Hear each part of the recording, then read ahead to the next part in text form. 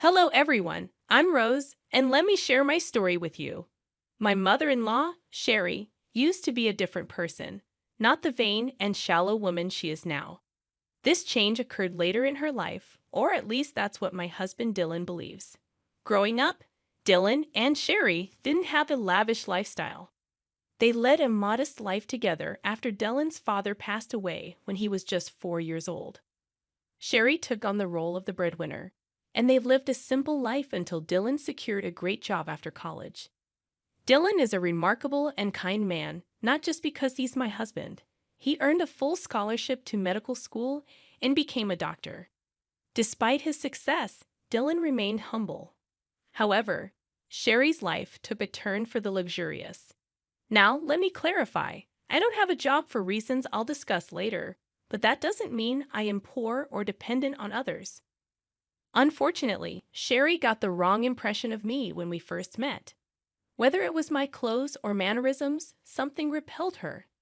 On our first encounter, she said, "Dylan, is this the girl you've been raving about? She's so plain and average. Why would you choose someone like her? Does she even have a job?" My name is Rose, and no, I don't have a job. However, Sherry assumed that meant I was planning to trap her son and drain his money. She labeled me as a gold digger and a parasite, making baseless assumptions about my character. Dallin defended me, but the argument escalated and we decided to leave. During our journey home, Dylan apologized for his mother's behavior, acknowledging that she had crossed a line. He reassured me, saying his mom no longer knows how to act like a sane person. Although her words hurt, Dylan asked me not to mind them. Yet I couldn't shake the feeling that being comfortable around Sherry might be a challenge. After all, she's the only parent Dylan has left. I decided to step back. We don't have much extended family, and completely cutting her off isn't feasible. I won't push you to be friends with her, but can you at least be civil around her? I can act respectfully towards your mom, Dylan, but I doubt she'll reciprocate. Don't worry, Rose. I'll keep her in check. If she crosses the line, we can consider reducing contact. I love my mom, but I love you too. I won't let her harass you for no reason. I was skeptical about my relationship with Sherry. Dylan assured me he'd stand up for me, but I still felt uneasy. Dylan and I got married 3 years after we started dating.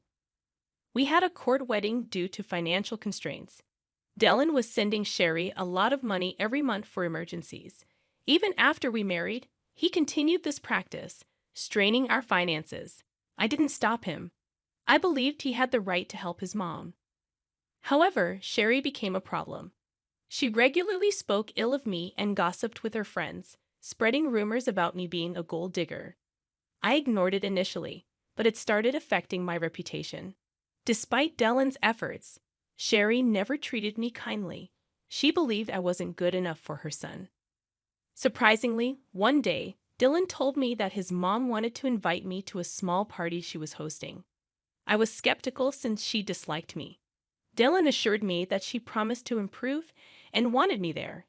It seemed odd considering her recent financial struggles, but Dylan believed she managed somehow. I agreed to go, despite my concerns about her behavior. Dylan hoped his mom was making an effort, so I decided to keep an open mind. I truly wanted us to mend our relationship and become friends. I had serious doubts that Sherry would ever consider being friends with me, despite my willingness to be civil and make an effort for Dylan's sake. It seemed that Sherry had little regard for his happiness. Despite my skepticism, I decided to attend the party, eagerly waiting for Sherry to provide details. Sherry texted me the next day, and I assumed she was extending the invitation. However, her message took an unexpected turn. She started by mentioning the party at a 5-star hotel everyone had been raving about, promising her friends a great time. This excited her, and she planned to take 15 people. Curious, I asked if I was invited, given Dylan's assurance. To my surprise, Sherry responded with arrogance and disdain. She made it clear that I was not invited, emphasizing the exclusivity of the event due to her wealth, family status, and the supposed classiness of her friends. I was taken aback and confused, as Dylan had genuinely believed Sherry was extending an invitation. I expressed my assumption, only to be met with Sherry's condescending remarks, stating that I wouldn't understand the intricacies of planning such an event. I decided to maintain my dignity, acknowledging her message and clarifying that I wouldn't attend if I wasn't wanted. Sherry reiterated her stance, emphasizing her class and status, while I resisted the urge to respond with anger. Disappointed and hurt, I chose not to share this with Dylan. Instead, I patiently waited for the day of the party. Sherry, oblivious to the emotional impact of her actions, sent me a picture showcasing her and her friends in designer outfits, flaunting their status on social media. I refrained from responding, choosing to focus on my work and patiently await the unfolding of events. After about 3 hours, I received a call from my dad, and here's a confession for you all. My dad owns the hotel where Sherry was hosting her party. Sherry had no clue about this. 3 years ago, I inherited a substantial amount from my grandfather, which I invested in my dad's business. Now, I receive a share of the profits from the hotel and other family-owned businesses. Despite coming from a well-off family, I prefer not to broadcast it, and that's why Sherry was unaware of my background. She also had no idea about the high cost of the 5-star hotel and its restaurant. Sherry let her friends order without checking the menu or prices, resulting in a hefty $2,000 bill. This turn of events was the perfect opportunity for revenge. My dad called me to inform me that Sherry was at the hotel, having amassed a $2,000 bill. She was now asking for a 50% discount, claiming she was short on cash. My dad sought my advice, as Sherry's party had been rude and entitled, upsetting the staff. As expected, I shared my frustration with my dad, recounting how Sherry had boasted about the party to mock me for not being invited. The irony was not lost on me, given that she couldn't even afford the party she was flaunting. My dad expressed his understanding of the situation and shared the challenges faced by his staff due to Sherry's behavior. I saw an opportunity for revenge and suggested making Sherry and her team wash the dishes, clean the entire kitchen and the floor, given their insulting behavior.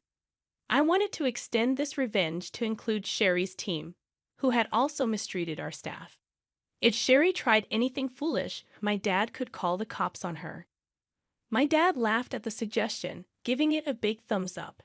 He even offered to share pictures of the event.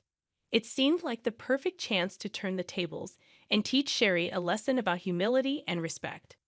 When it happened, I would have relished seeing Sherry face the consequences of her actions. My dad promised to follow my suggestion and hung up. An hour or so later, he sent me pictures of Sherry and her friends washing dishes and wiping the floor at our restaurants.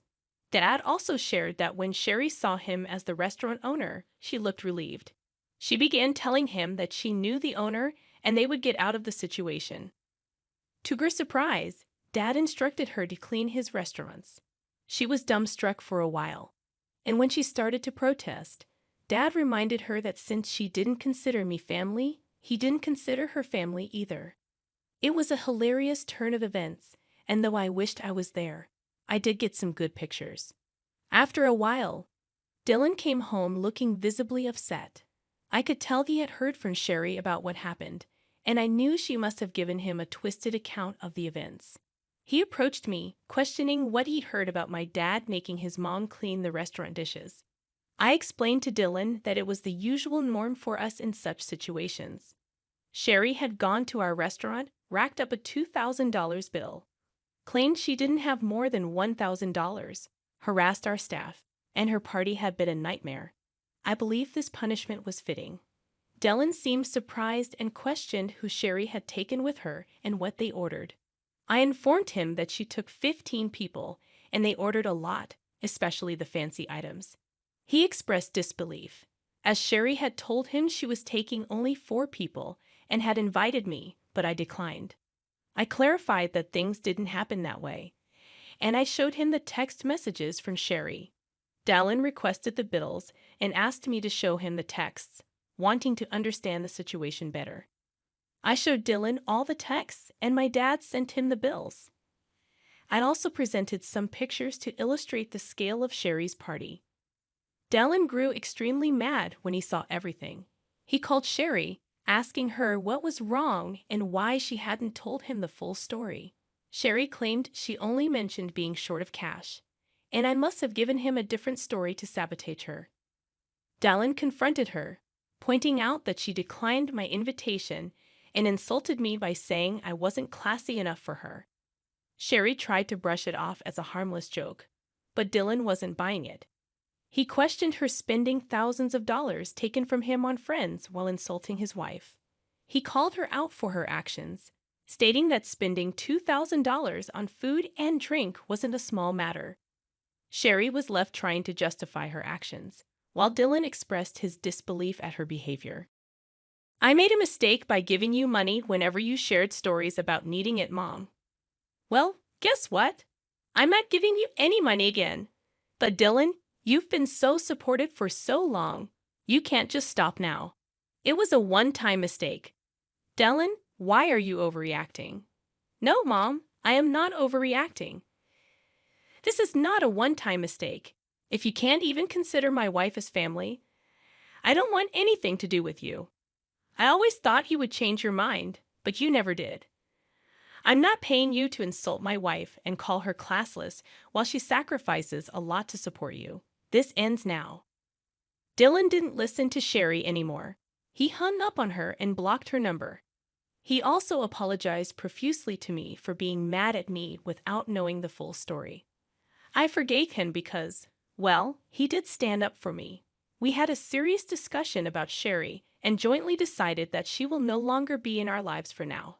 Yes, Dylan is now a wealthy man, but he knows to stay humble. He found Sherry's behavior completely unacceptable, especially because it was directed towards me.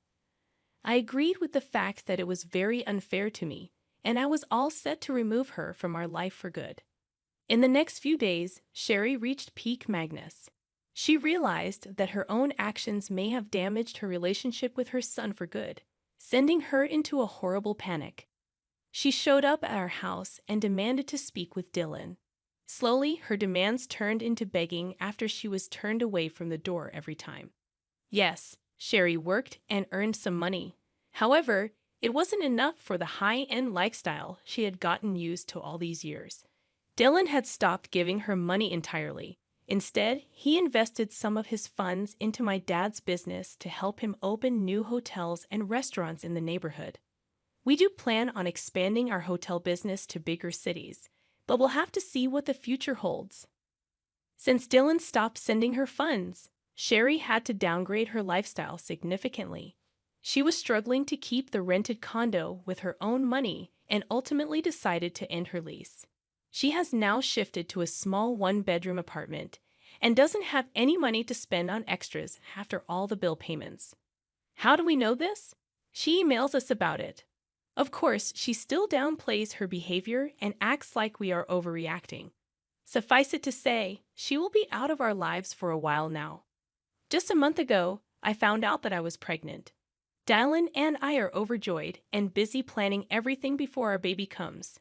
To be honest, I'm glad that my child won't be around shallow people like Sherry anymore.